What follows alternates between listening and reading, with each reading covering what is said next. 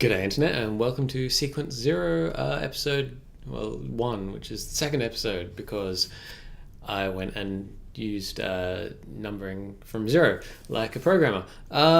So we have this new title screen here and I have two new games this time. So first of all we have this 4 in a row game. It's very like a certain trademarked, as far as I know, game that I won't mention by name, but you drop the pieces in and you'll see that we're using the same should need to make a match at some point, same graphics as the previous game, as the Noughts and Crosses game from last week, which looks rather nice. So as well as this 4 in a row game, there's this Gomoku, which is a 5 in a row game. So let's try and click slightly less randomly and make 5 in a row. There we go. Now, one interesting thing that happened in developing this. So you remember that last week the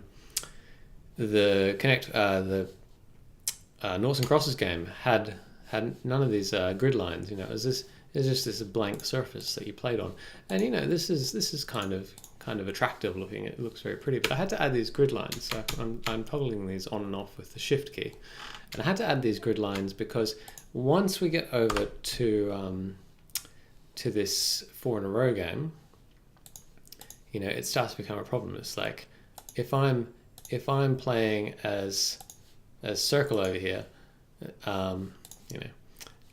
it's like I'm trying to make 4 in a row, and I've reached the end of the board. Whereas if I have grid lines, it's a lot easier for the player to tell where the edges of the board are.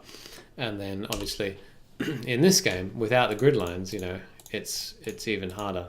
If there's maybe 2 sections of pieces, it's like, well, you kind of need to know how many spaces are in between. You need to be able to count that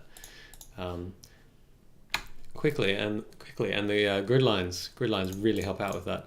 So those need to be added in, even though they're not quite as pretty, as